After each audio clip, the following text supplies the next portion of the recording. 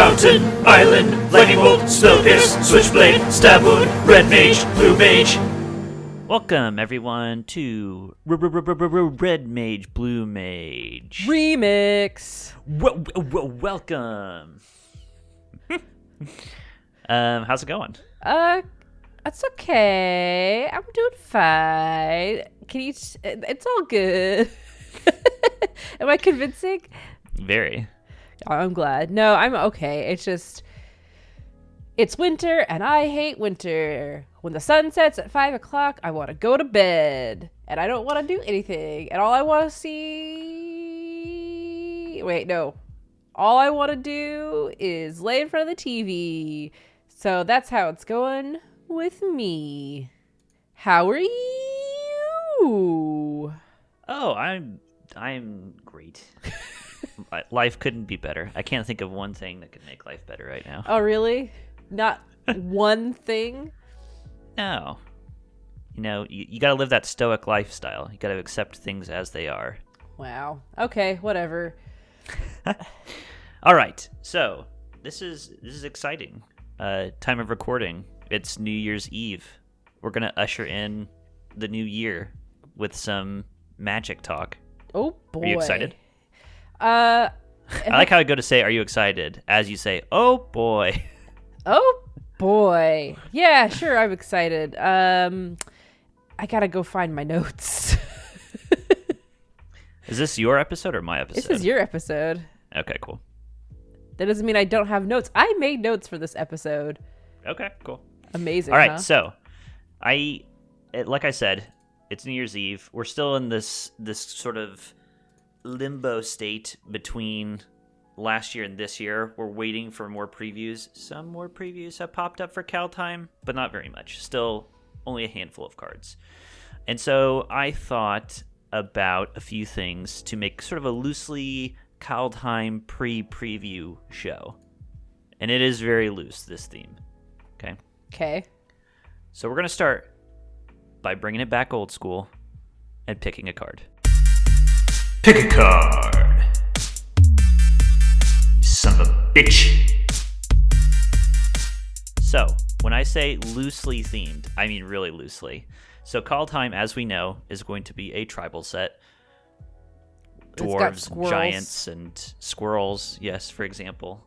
We have a squirrel lord. Told you, I confirmed it. It's that squirrel that runs up and down the life tree or whatever it's called. It got confirmed almost instantly. Like, we finished recording. I think maybe someone leaked the information to you.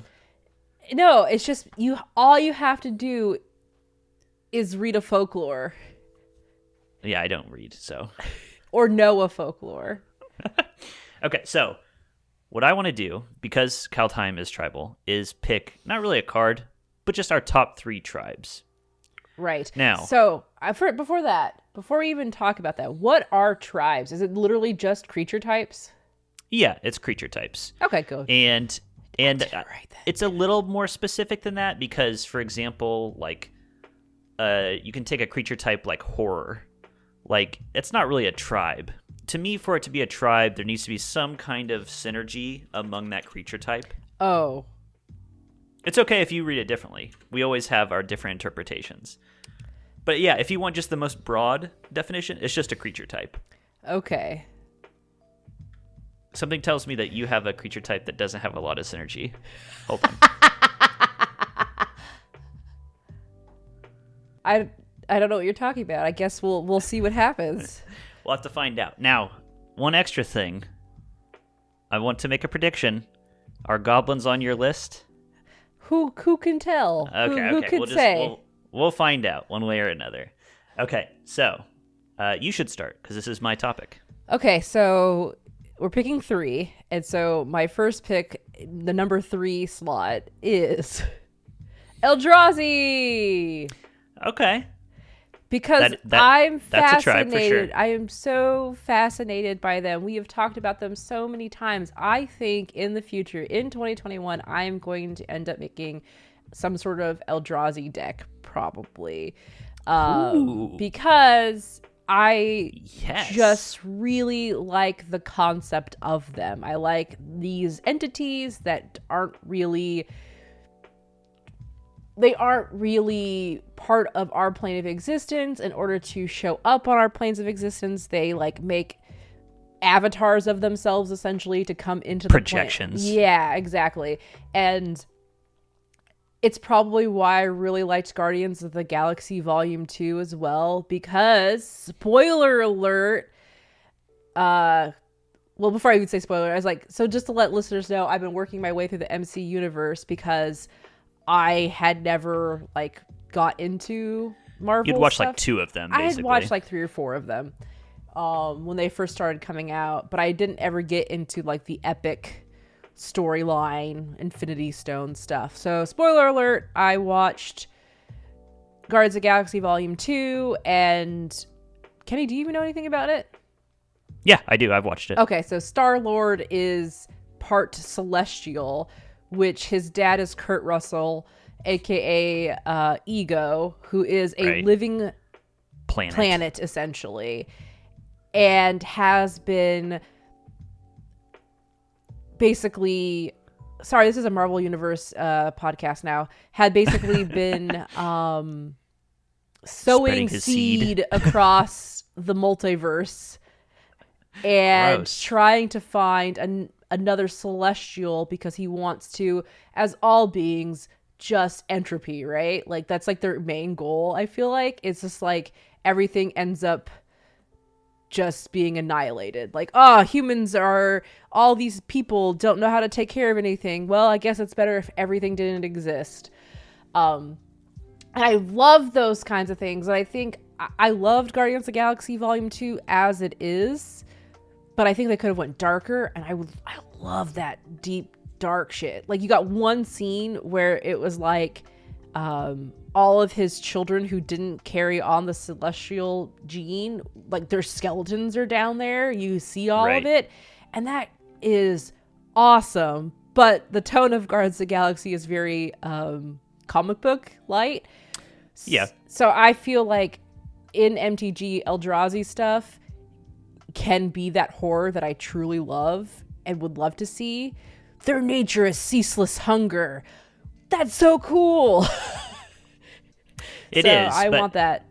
I also, so my approach at it from these, unknowable cosmic horror entities is Bloodborne. I am really enamored with the idea that they're ungraspable. I like the idea that, the Eldrazi's nature is ceaseless hunger. That's only because that's how we understand it. Sure. They're not really, they don't hunger.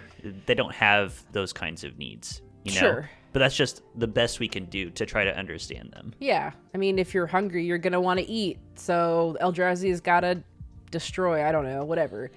But I want to make a themed, probably commander deck that is about undoing.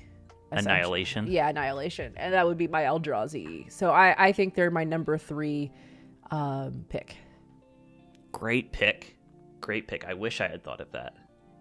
Very good. What? I don't know why I didn't. Yeah, it's like, I don't understand why you didn't. And that one definitely fits into, like we said, the definition of not just it's a creature type, but that there's synergies. Especially in Battle for Zendikar, they had tons of Eldrazi synergies. Very good. Very cool. All right, so carrying on with the themes of colorless and also the theme of the MCU, Ultron? Do I. I just watched that last night. Yeah, I know. So you're not going to like this. My third pick is kind of a cheat. And it is artifact creatures. It's okay. It's not truly a creature type, but there are cards in the game that just care about artifact creatures and synergize with artifact creatures. And I love assembling these robot armies. And I think artifacts, I don't know how cool artifacts are really in the game. The whole idea of colorless spells where it can fit into any deck, it kind of breaks something fundamental about Magic, which is you have to pick your colors or have a bad mana base.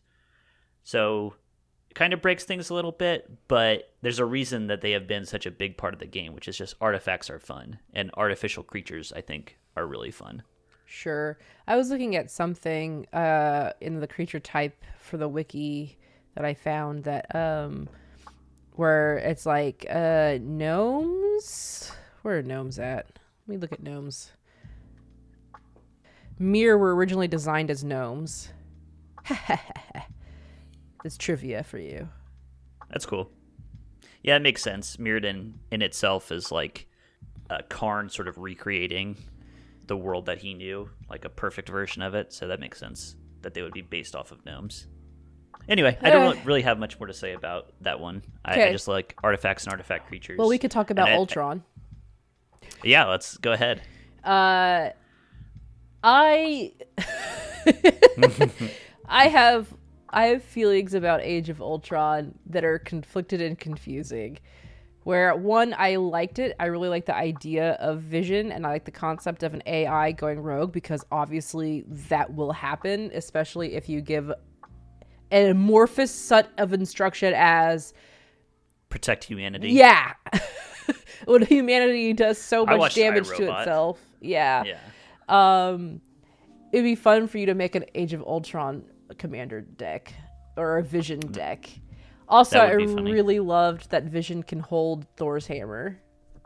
Yeah, they have a lot of fun with Thor's hammer in general in the MCU, and that was a good one.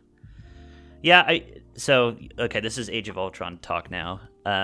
It felt very, not to bring up another thing, but it felt very Last Jedi to me, where it's like cool ideas, kind of sloppy, a little messy, but like some cool stuff going on. Yeah. You tweeted about it because you just watched it last night. And Sean O'Hara replied and said something along the lines of he liked that Ultron is basically like a reflection of Tony Stark's hubris and his savior complex. And I was like, yeah, that is good. I just wish that had been more front and center and like more focused on. If that was the whole idea, I would like it to be the idea of the movie. Sure. So anyway, make your Age of Ultron commander deck. Okay. Can battle each other. Yeah, with my Eldrazi. Yeah. I've already made a commander deck for my next choice, which is goblins. Okay. Surprise! Number 2 is goblins. Why is that number 1? I don't know. Interesting. You know what it is. It's just Paperclips the game is goblins for me. I really just love everything there is about goblins. I am a goblin myself.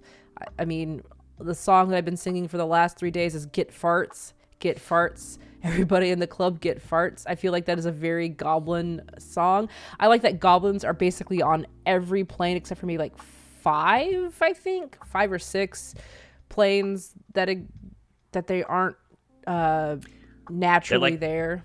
They're like bacterium or something. It's like every plane will just naturally evolve goblins at some point. I'm trying to look at what else there is. I also like there are like types as well. Like there's boggarts. That's pretty cool. Hacky.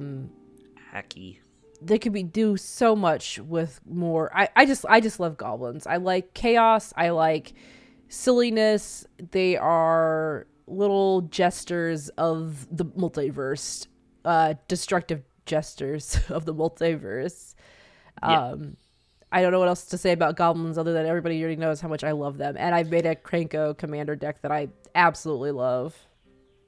Yeah, I mean, this entire podcast series is an ode to how much you love goblins. Pretty much. Okay, so I did not include goblins on my list, but realistically, I think they probably are the greatest tribe. I just think they're just very coherent. They're very cool. Like, they're what I think of when I think of a tribe in Magic. So yep. I didn't include them on my list, but I knew you would have me covered. All right, what's your number 2? Okay, so kind of in a similar vein, my number 2 tribe is Ally. Now, what the fuck? Now, that you don't like it, but you should, because I was thinking about putting slivers. Because slivers are the most, like, tribally tribe that ever tribed. Every single sliver is a lord, basically. There's a few that aren't, but most slivers are lords for the sliver tribe. We have a whole episode about slivers. I think they're kind of boring. Like, there's a lot of interesting stuff there, but as far as like a deck building side of things, I think they're really boring. Allies are a better version of slivers to me, mechanically. In fact, when they first came out, they were referred to sometimes by some of the designers and some of the players as super slivers because they all trigger each other every time they come into play. I still think slivers are more powerful generically, but allies are more fun. They hold a special place in my heart for a Warp World deck that I used to run that had a bunch of allies. So Warp World, if you don't know, it's this wacky red card. It makes it so that you count how many permanents you have. Every player does this. You count how many permanents you have. You shuffle all your permanents into your deck, and then you flip the top that many cards, and you put all those permanents into play at the same time. And if you're running Warp World with a bunch of allies, all of the allies trigger, and they see each other. So if you get 5 allies, each ally will trigger 5 different times, whatever it is that they were trying to do. It was so kooky. It was so fun. And so that is more interesting to me than slivers, where they just get stronger the more you have. It's a tribe-ass tribe, and I like that. I respect that. That's fine. That's whatever. I'm not tantalized by it. Sorry. Okay. Well, I want to see what beat goblins. There's only one thing that could beat a goblin. An elusive creature that exists by itself. A tribe of one. The Bruchwag. Except now he's a tribe of 2. Tribe of 2, yeah. He's a tribe of 2. So I picked. I see what your earlier illusion was referencing. So I picked Bruchwag for 2 main reasons. Three reasons. One, I just love the concept of it. It's hilarious. It's up until recently had only been one of its kind and exists. It's mysterious. So that's number 2. I love the mystery surrounding it. But 3, I hope they do more things with it in the future. I think here's a prime opportunity for some really fun secret lair drops to bring in cards that could flesh out the Bruchwag's history and story and potentially give other cards that are, I don't know, I would have a lot of fun designing for this card, this creature type, this tribe of itself of 2 right now. I could probably try to build some sort of silly deck around Bruchwag, but really there's nothing to do right now. There's not much, yeah. There's no synergy. It's absolutely no synergy. But I love it for its flavor. So do you want to see more Bruchwags in the future, or does that kind of take away from what makes the Bruchwag cool? That they're so singular? I think it'd be fun to have a there are Bruchwags across the multiverse, and there's just one on each plane. A singular Bruchwag for wherever it exists. And it's kind of like Jet Li's The One. Where basically it's like, yeah, they all exist. It's all alternate. It's like an alternate reality. Like these, to them, oh boy, I'm getting into some weird flavor stuff. I think it'd be fun to have it so that the planes we've talked about aren't like planets. They're like literally different planes of existence. And I like the idea of Jet Li's The One, where it's like every plane of existence, there is a version of you that exists. And in Jet Li's The One, there was a guy who figured that out, and that's the antagonist who keeps killing other entities and becoming more powerful. But I don't think the Bruchwag is going to do that. I just think it'd be really fun to have a Bruchwag on each plane that exists, and there's only one of it. And they're very uniquely flavored to that plane, but they pump themselves up if they are together. I like the idea a lot. I think it's tricky because that sounds definitely like a legendary creature. Yes. And the Bruchwags, as we know, are not legendary so far. You could retcon it. Yeah, you could retcon it. You could. Why not? It's 2 cards. Who cares? Yeah. It would be fun. Or even if it doesn't seem like a legendary creature, maybe it's not. Maybe it's just a mundane creature. But I don't know. What makes something legendary? That it's unique. It is. I mean, okay. But I know there's legendary as in terms of flavor, but there's also legendary as far as mechanics are concerned as well. So that's the thing. Right. Like, you could end up making a Bruchwag your commander. Right. If it got the legendary tag. I am really drawn to these ideas of, like we were talking about with goblins. It's a fun idea that goblins naturally evolve on every plane. I'm really drawn to that kind of idea. It's like Hitchhiker's Guide. There was the idea there that every planet invents a drink called a gin and tonic, but it's spelled different. It's not the same drink. It's just some some universal quirk of language. It seems like it might be the key to understanding all languages, is the fact that every species makes a drink called a gin and tonic. Yeah. Or in Magic, there was a printing of Ornithopter, the O2 flyer for 0 mana, an artifact creature. And there was one they printed that had great flavor text, which is something along the lines of every burgeoning civilization, no matter the time period, no matter the culture, inevitably invents the Ornithopter. And I always like that too. I like these sort of attractor points. And I think every plane, just eventually a Bruchwag will come into existence. Yeah. Inevitably. It might not be, like, it could be at the inception of the planet or whatever it's on, or the plane, or it's over time. Who knows? But a Bruchwag will appear, and it'll be one of its kind on that plane. On that particular plane. So that's why I picked the Bruchwag for potential. Okay. I respect that. All right, so my number 1 pick is zombie. What? I think zombies are the purest tribe. And the idea that they're almost all just 2/2 zombies, and they pump each other up. They get scarier in bigger numbers. A zombie by itself is no big deal, but a bunch of zombies is a big problem. They're mindless. They're just hordes. I think it's a perfect marriage between simple mechanics and the flavor of zombies. And I think it just works really well. I like zombies. I think they're good. I loved Army of the Damned from original Innistrad that puts 13 zombies into play. That's great. Yeah, zombies are simple and cool and flavorful. You picked the most synergistic as your top tribe, I would say, right? Wouldn't you say the zombies are like the most... I would say slivers are the most synergistic. Okay. Because every sliver synergizes with every other sliver. Gotcha. But they're boring. Zombies are a little bit more interesting.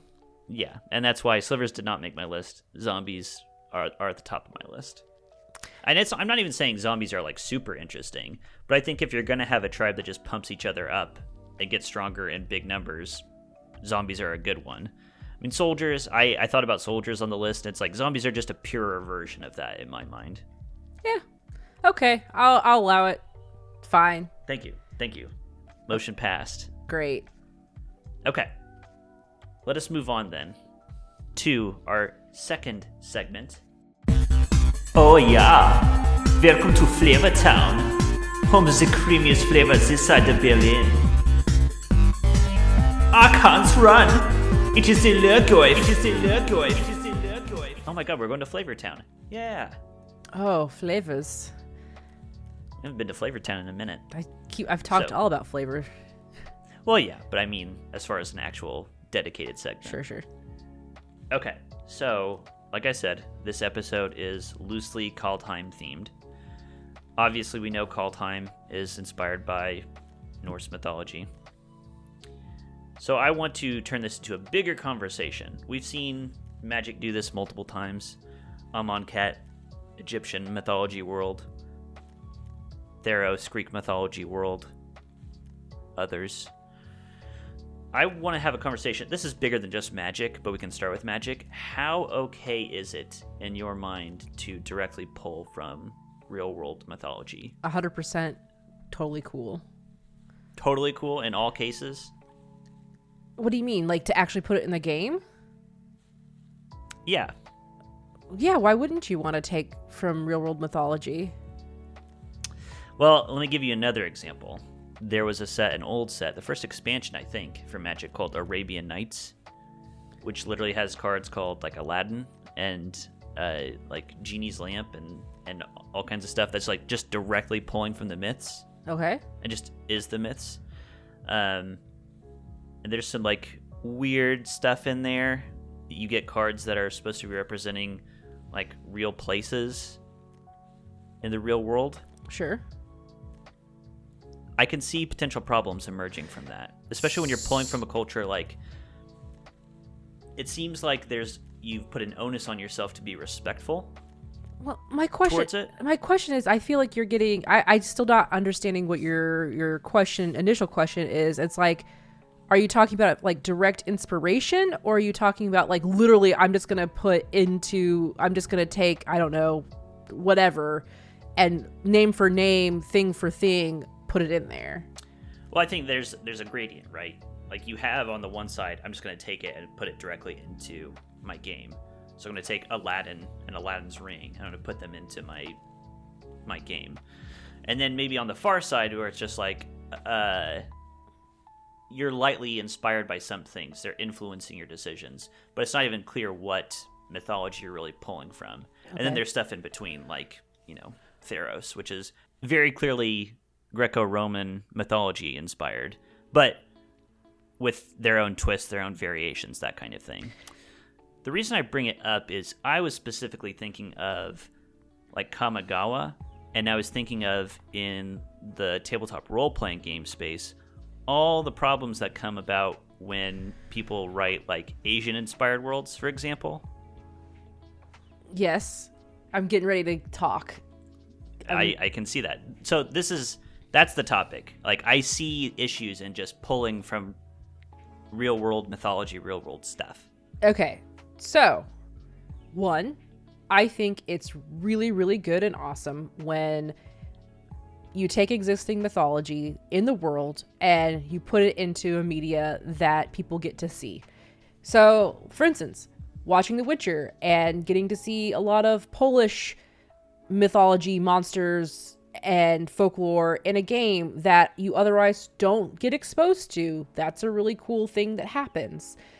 I think for something like Magic the Gathering, instead of dropping something like Arabian Nights where you're literally calling things Aladdin and genies, I think you have to think about your overarching setting.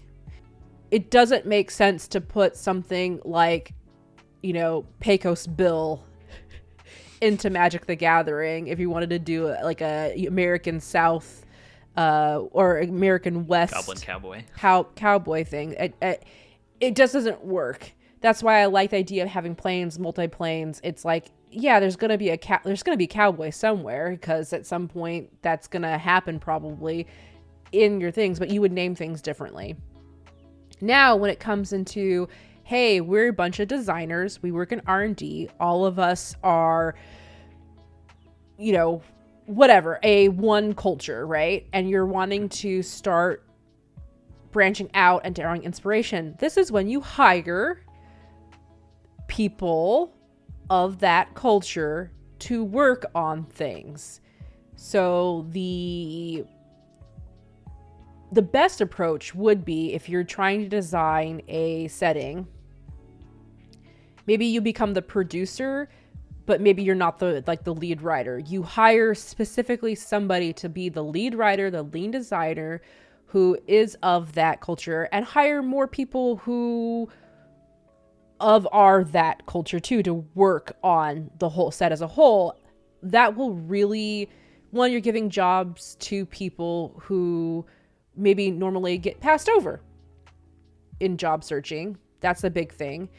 But two, you should also be hiring cultural consultants as well along the way. And it's good to even do it if you have a whole team of people working on stuff, because, and I say this as a person who has lived experiences and am of certain culture types, because I was completely raised in a situation where I kind of integrated into the dominant culture of it being white Midwest religious class. I know that I don't have all the necessary tools or awareness to really talk of like Philippine culture, let's say that, and definitely not Black culture. So it's yeah, I'm mixed, and you put me on to hire me to do work on stuff, but I also don't feel like I can speak to specific unique things, but not, there are people who like, that is their job.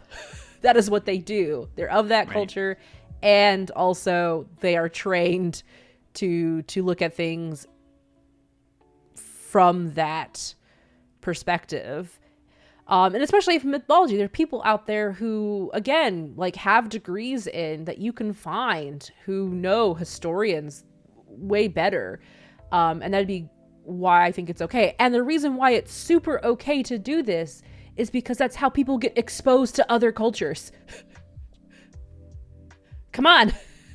I would like to see other stuff. There's my long answer. Yeah. I think it's interesting, like, I think one thing that makes, for example, Theros pretty free to use is the fact that, you know, by numbers, it's not like there are a lot of people who worship the Greek pantheon around anymore. Sure. And so it's kind of up for grabs. Whereas something like, you know, Kamigawa is based in part on Shinto. Like, that is something that people do believe in and practice. And so you have to be more careful. And I'm not bringing up Kamigawa to be like, oh, they did a bad job. From my impressions, it's a pretty good representation of those ideas. I wouldn't know. I don't know Kamigawa set at all. We'll go back there someday, I think. Probably. But my other thing too is, on top of all of that, like trying to like go back to mythology, folklore, and stuff in cultures, I think another thing to think about too is when you bring it in, not every culture is perfect or good to like take and put into like your current modern day setting. I think another thing to think about is a lot of times stories, even in other cultures, can tend to be misogynistic or even racist to a certain degree. And so it's also good to have people who are reading it from a modern, like how it's represented in a modern day aspect, if that makes sense too. So it's like, I can't really speak specifically. I'm just being very general. I can't really do that right now. But I think that's another thing to be aware of when you're pulling from folklore. I had actually a really good conversation, several of them actually, for Tabletop Babble, the other show on the Geek Expected Network that you and I are also hosts of.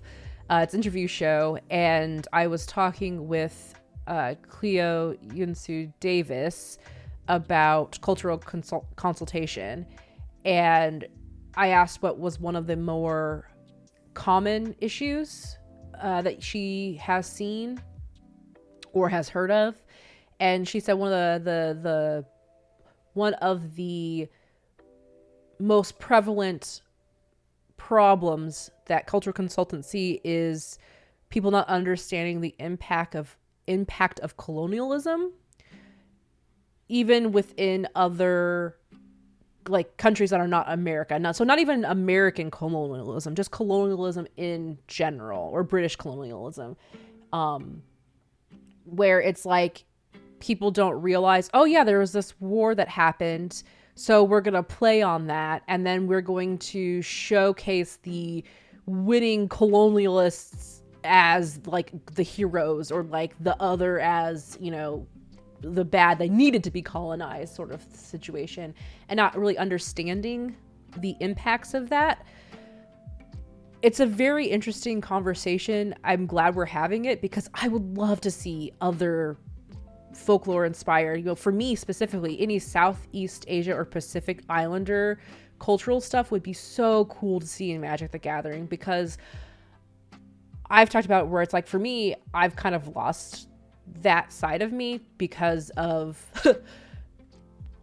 racism, essentially. I mean, my grandma won't say that, but basically when she came to America, it was like, you're American now. You should blend in. Don't be different. Become homogenized, essentially. And so for me right now, anytime I get to see any sort of Filipino media, I'm like, give it to me, especially in my games. Yeah, I'm hopeful for more things like that. There's like, as a little bit of a downer so far, what Magic has done, bring it back to Magic, what Magic has done is really drawn on, I don't know how to say this exactly, but mythology that we are familiar with, or at least passingly familiar with, as a way to draw you in. It's like, oh man, it's the Viking set. I'm going to go get some Kaldheim cards, you know?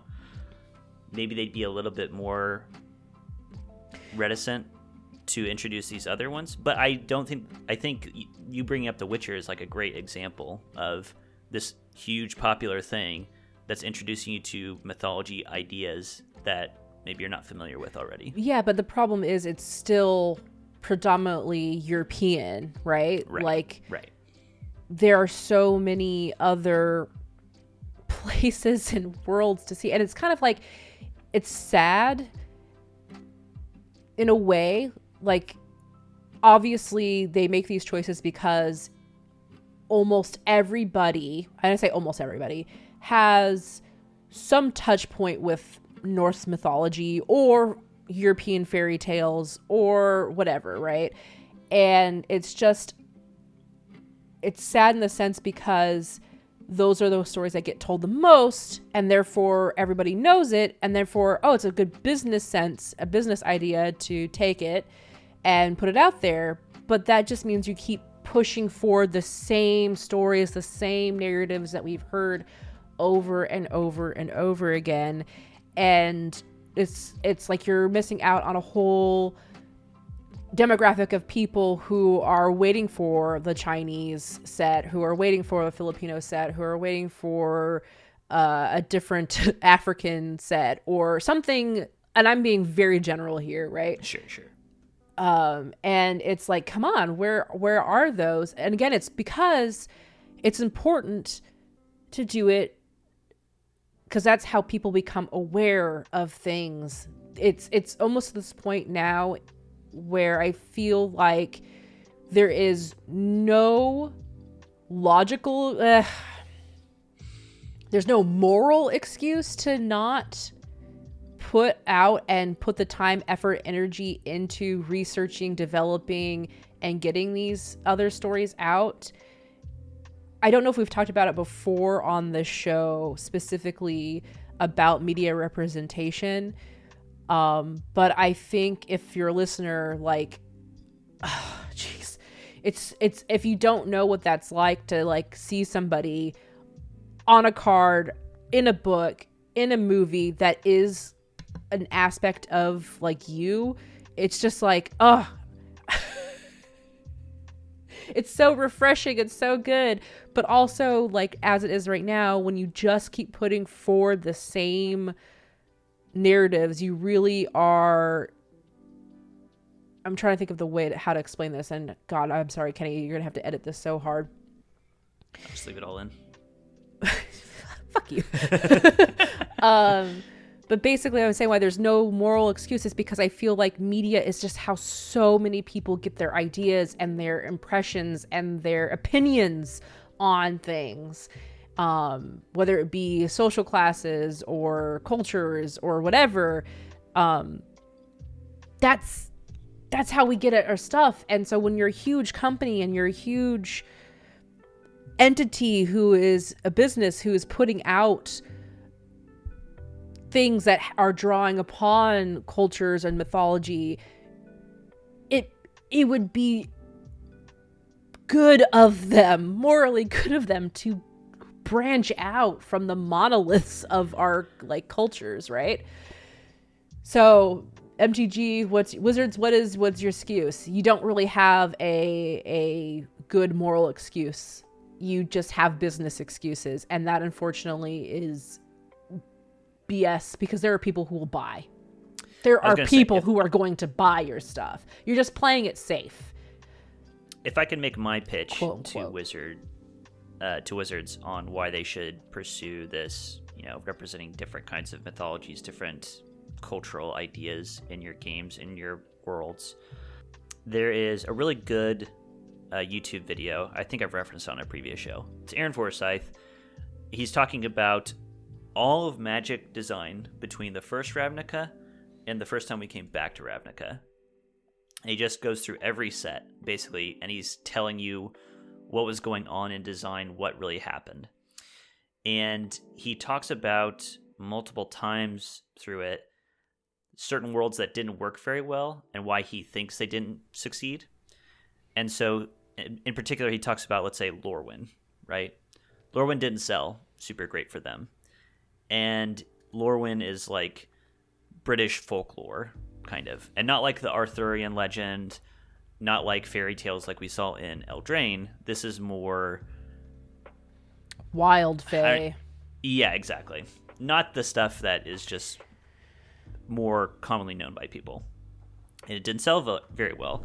And the lesson he took from that was basically our default user is a teenage or college student. They're white and they're male. That's our average user. And they don't care about sneaking pie thieves. I think that's the name of a card. It's like, that's the most evil thing that we saw in Lorwyn, is this goblin who's going to steal your pies. And so it didn't do very well. And so after that, you see a swing back to just more like grim, dark fantasy stuff. And if you always design to that one person, you're ignoring huge swaths of people who might be fans of your game if you built more things for them and worked to bring them in. Like, there are whole invisible parts of market space out there of people who want different things, and you're just not addressing them at all. So you're missing a lot of potential just from a business perspective, let alone your moral perspective. This brings me back to another show I've been watching this holiday season because I love joy. It's Kitchen Nightmares. And so many of these businesses fail because they're too afraid to isolate their already dedicated customer base. And the dedicated customer base is usually these like curmudgeonly old, like 70-year-old, 80+ customer base who have no taste buds. They can't taste food anymore, and they will eat this, or they're like giving them like discounts on stuff, and it's just like this slop. And they're so afraid to change and open up to new customers because they're afraid of losing what they have already. But I can tell you, like, for every one white man in his college, there's like 5 other people who are not in that demographic who are excited. And also, not to exclude that one white guy, he probably is interested in other stuff too. It's just that, you know what I mean? Like, and for every 5 white guys, there's 4 of them who are like, hey, I'm open to new things. I would love to see new stuff. So you're basing it off of like one set of people. You're like missing the opportunity to bring new people in who love your game, like love the game part of it, right? But you gotta skin it with like something that resonates with your other customers. So, and is fresh and new for people who are enfranchised. And that's what She's nodding. I'm nodding very hard. And what I was looking up earlier when I was trying to talk about media stuff is like, if you're interested in, dear listener, if you are interested in why media representation is so important, and you've like, why do people clamor at this all the time? Why do people keep saying representation matters? There is a very, very, very good documentary on Netflix called Disclosure about the trans experience in media. And it is eye-opening. Like, I like to consider myself a very open-minded, like, understanding person, but I really didn't get it until I saw this documentary as far as trans people's experience and why the media is so hard for them. And I think it would behoove a lot of people to watch this documentary, Disclosure, because it's about trans specifically, but you're getting at there's this bigger idea about how a group of people are represented in media has a tangible and big effect. Yeah, on society as a whole. Because if you're putting blockbuster movies that say that a trans person is disgusting and to be feared, and that's literally the only thing that is being shown in these blockbuster movies or books or comics or whatever, that's what's being put into your head. And so if you're not an open-minded person and that's literally what you've been being fed, thanks to the big time media stuff, it just becomes ingrained in your mental space, right? That narrative. But yeah, it can be applied to every marginalized group of people, not just, yeah. Is this what you wanted? Is this the discussion that you wanted? It is. I'm trying to think of how to wrap up. Go watch a movie. Expose yourself to movies, not to others. Bad advice. Go watch a movie. Expose yourself. To other things. To others. No, stop. Okay. I think we can wrap up there. We have talked about representation in media before on this show. But I really don't mind coming back to it. It's worth revisiting. There's lots to say. Oh, yeah. There's lots and lots. And one of the things we'll have to talk about later when we go back into story stuff, because patting my books over here. Oh, I've got so much to look forward to in 2021. Okay, I think we can wrap up there. Call it a day, call it a show. What do you think? Yeah, I'm really hungry. Okay. It's like 1 p.m. and I haven't had anything to eat except for daifuku, which is, for the listener, a mochi rice sweet thing that has bean paste inside, and mine was rolled specifically in sesame seeds. Wow. It's delicious. Well, it doesn't sound like it's very filling. It's 300 calories. It's a dense little motherfucker. That's for sure. Just like me. I'm Amber. You can find me on Twitter at Rocketorca, or any of the things that I do at geekspective.com. There's a lot. Check it out. I'm Kenny, the greatest intern ever to serve at Geekspective. That's right. You can find me on Twitter at Wolfmere. You can find us on Twitter at RedBlueMTG. And until next year, I'll be representing Counterspell. And I'm drawing my new OC for the Brushwag. He's got a lot of belts on, and has a flowing anime hair. Wow. You can. What an image to go out on. He's eating a daifuku. Goodbye. Bye, everybody.